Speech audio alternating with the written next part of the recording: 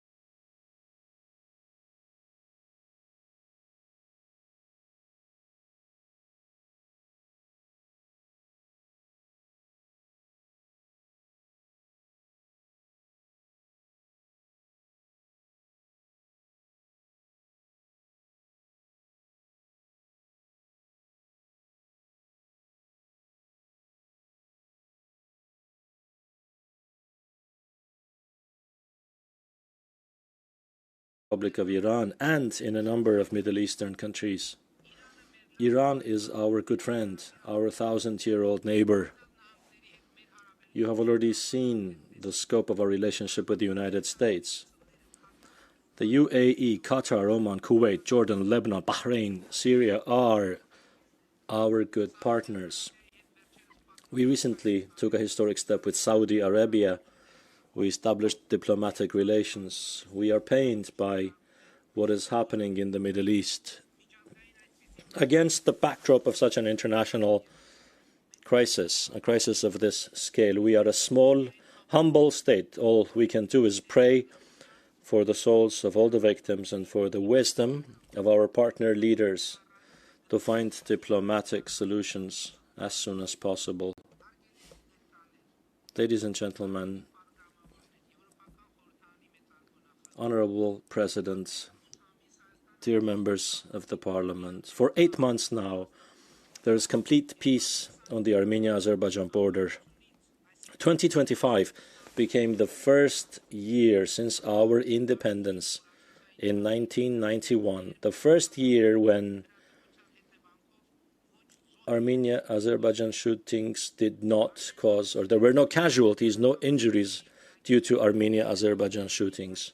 For months now, residents living near the border have not heard the sounds of gunfire. Moreover, for the first time since independence in November 2025, a train passed through Azerbaijan, passed through Georgia, and reached the Republic of Armenia. I repeat, this is the first time since 1991.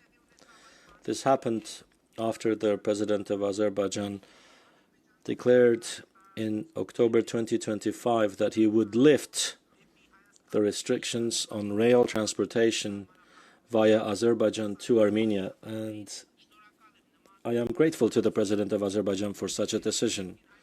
We in turn announced that we are ready from today to ensure transit from Azerbaijan to Turkey and vice versa, because this is something we can do with our existing road network. Neither Azerbaijan nor Turkey have taken advantage of this opportunity yet. I suppose one of the reasons is they think that such a solution might delay the implementation of the TRIP project. I officially declare from this podium that Armenia has no intention and no reason to delay the implementation of the TRIP project, because the project fully corresponds to the short-term, medium-term, and long-term interests of the Republic of Armenia. And as you saw from the aforementioned quotes, in no way does it undermine the sovereignty, territorial integrity, or jurisdiction of the Republic of Armenia. Now, I also wish to say that the Republic of Armenia is ready from today to provide a road connection with the existing infrastructures via Kornizor, Goris, Yeregnadzor, Yeraskh, between the western regions of Azerbaijan and the Nakhchivan Autonomous Republic. This proposal is not intended in any way to delay, disrupt, or forget the Washington agreements, and I am saying this officially. We are making this proposal because we, as I mentioned above, are using the Azerbaijani railway in a slightly alternative way. Just as Azerbaijan is waiting for the establishment of a connection via Armenia to the Nakhchivan Autonomous Republic, so are we waiting for the establishment of a railway connection between the south and north of Armenia via the territory of Nakhchivan. This railway has no alternative for Armenia. The mountainous terrain of Armenia does not allow for a railway connection between the south and north of the country in any other way. As you can see, the expectations of Armenia and Azerbaijan in this sense do not contradict one another. We are also going to use the Georgia-Azerbaijan railway for exports. I hope that in the near future, Azerbaijan will also become an export destination for Armenia. And Armenia is already importing oil produce from Azerbaijan, which led to a decline in oil produce prices in our market and broke the decades-long monopolies in the oil produce market. I would also like to thank the Prime Minister of Georgia for supporting the railway communication between Armenia and Azerbaijan and the peace process more broadly. Ladies and gentlemen, especially on international platforms, people often ask me why did peace between Armenia and Azerbaijan become possible in 2025, while it was not possible before? What is the reason? What changed after all? Firstly, of course, the personal involvement and the initiative of US President Donald Trump was essential. It was a turning point. The second factor that made peace possible was the realization that at least in the last 100 years of history, Armenia and Azerbaijan have been interconnected. In 1918, Armenia and Azerbaijan gained independence on the exact same day.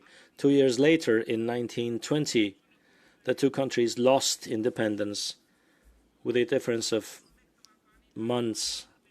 In 1991, Armenia and Azerbaijan gained independence within months of each other, or basically even on the same day when the Alma-Ata Declaration documented the end of the Soviet Union.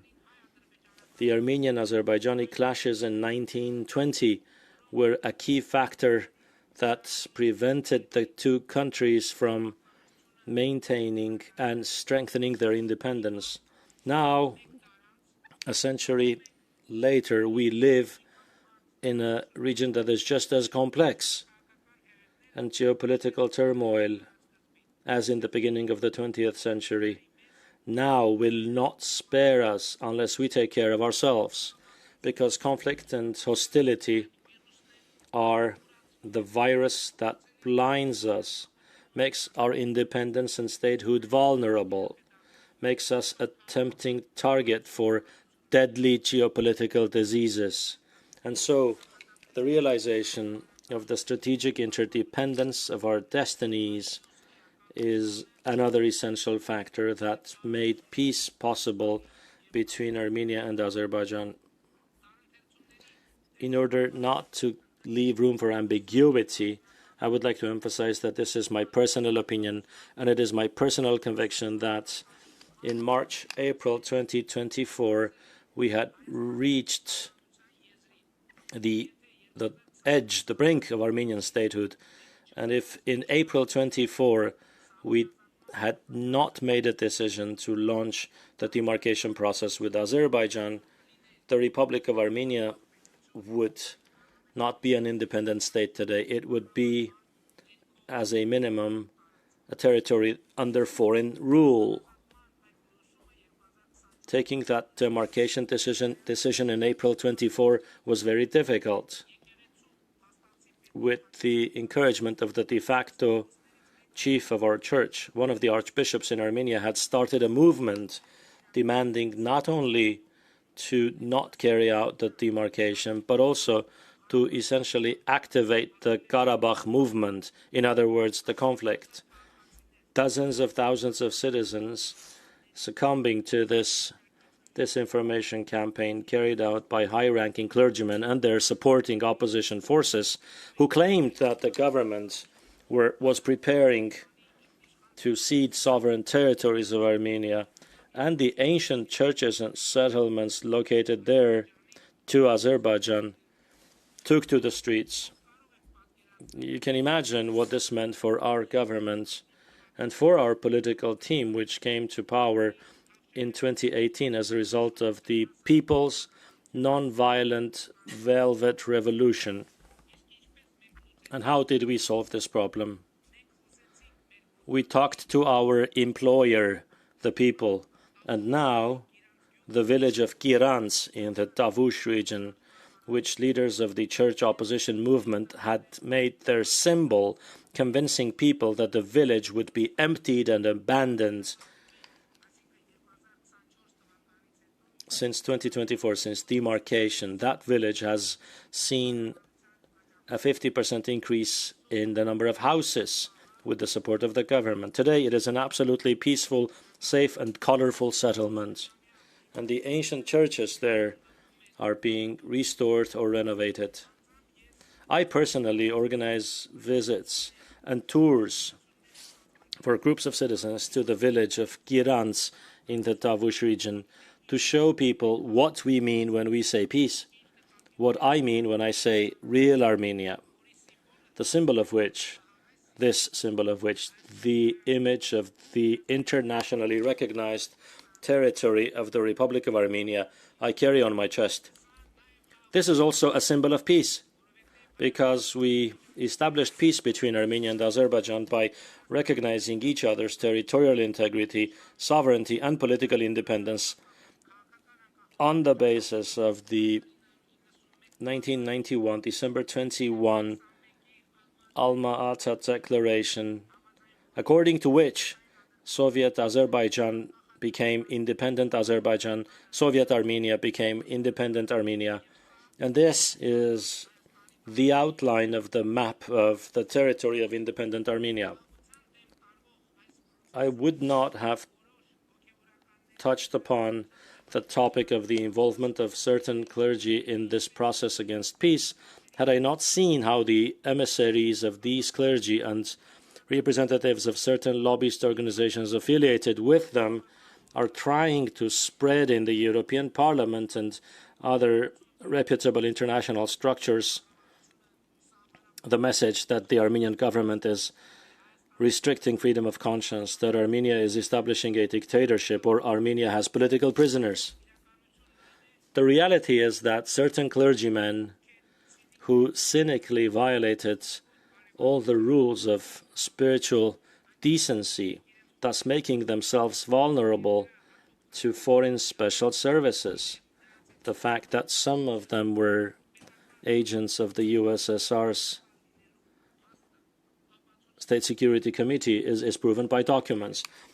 Those clergymen assumed the leadership of the war party in the Republic of Armenia, gathering around them the former leaders of Armenia, certain forces associated with them, some Russia residents and pro-Belarusian oligarchs, and are trying to sacrifice Armenia's independence to the interests of third countries. We will not allow a new conflict or a new war. We will not allow the conscience, peace, and independence achieved at the cost of thousands of victims to be sacrificed for anti-Christian purposes. In the text of our liturgy of the Armenian Apostolic Holy Church, the word peace is mentioned more than 40 times. And it is not only about the person or the soul, but also about world peace, about which there are dozens of pleas in the canonical text of our liturgy from our Lord and Savior Jesus Christ. And today, some are using the altar of Christ to preach conflict, war, and/or domestic violence within Armenia, crossing the lines of the legislation of Armenia. This cannot be tolerated in any democratic country. Honorable President of the European Parliament, distinguished members, ladies and gentlemen, one of our important tasks is also to ensure that the emotions of our sisters and brothers from Karabakh who became refugees are not exploited by giving them false hopes. Our strategy in this regard is very clear. Our sisters and brothers from Karabakh should receive citizenship of the Republic of Armenia and permanently settle in the Republic of Armenia. We have already launched their housing program, which has benefited 4,886 families. We need the greatest possible support from our international partners to resolve this issue with a focus on strengthening peace. Ladies and gentlemen, we are criticized that the peace established between Armenia and Azerbaijan is not perfect. Tell me, please, where is peace perfect? Where is there perfect peace? where was it? When? And on the contrary, it is the will to care for peace that can make it as close to perfect as possible. And this is how we approach all the issues,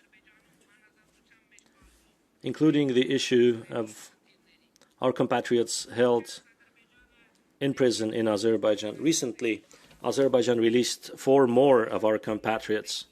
Armenian society, we all experienced happiness on that occasion, but the government very quickly returned to continuing its silent diplomatic work for the sake of the return of the others, because I am convinced that if we had not previously chosen the style of silent diplomatic work, the return of our 4 compatriots on January 14 would not have taken place.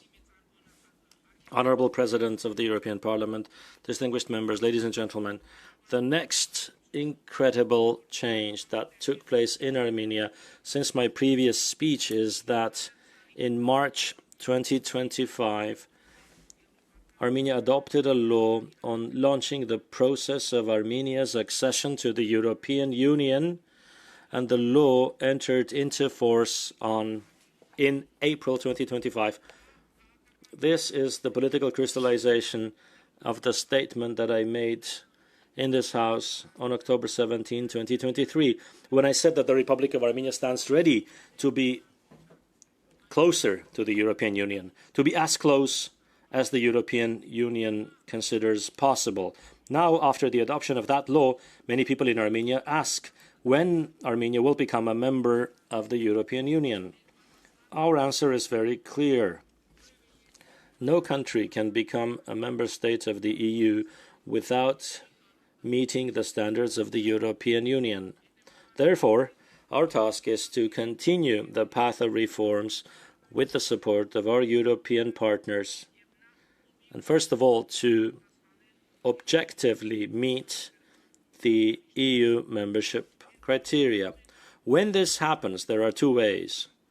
Either the EU will accept us as a fully fledged member, or it will not.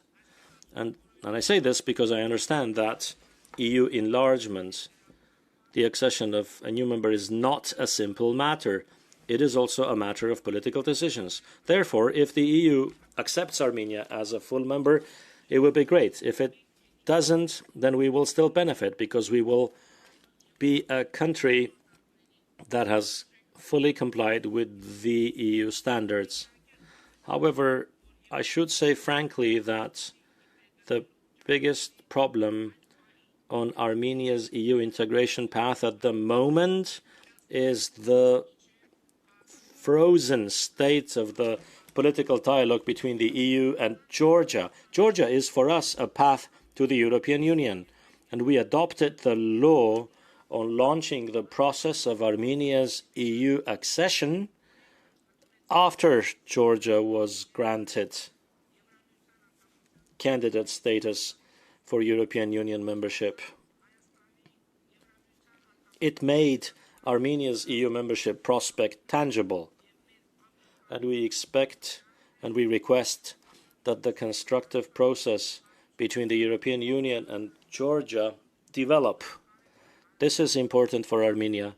It is just as important as for Georgia. Honorable President of the European Parliament, distinguished members, ladies and gentlemen, the people's non-violent Velvet Revolution that took place in Armenia in 2018 was based on the understandings of freedom, democracy, and the rule of law. We kept our democracy viable and developing in spite of the war even. But we understood that peace is the only way to make democracy irreversible.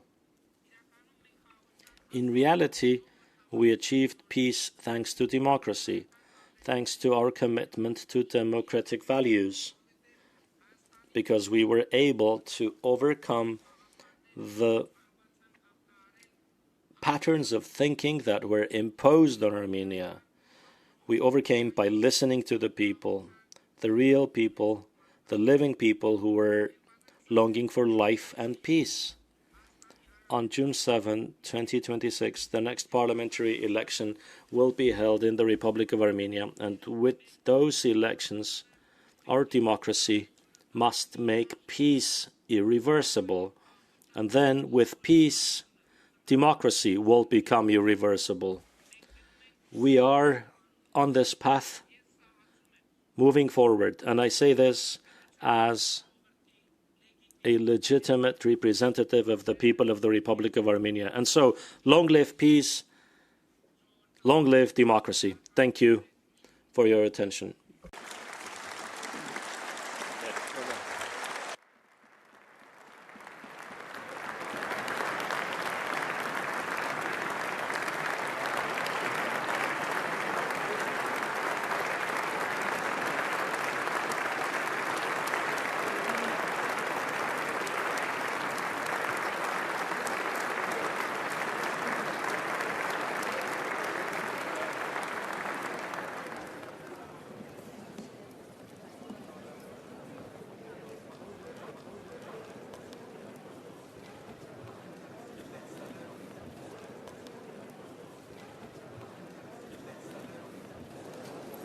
Very much, dear colleagues. Let's move to the votes. Very much, dear colleagues. Let's move to the votes.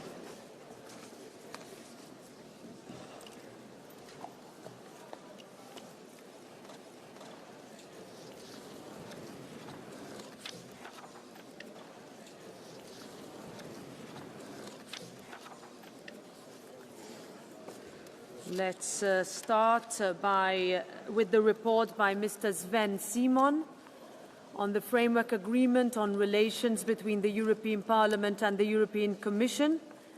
We vote first on Amendment 1. Who is in favour? Who is against? Who abstains? Let's check Amendment 1.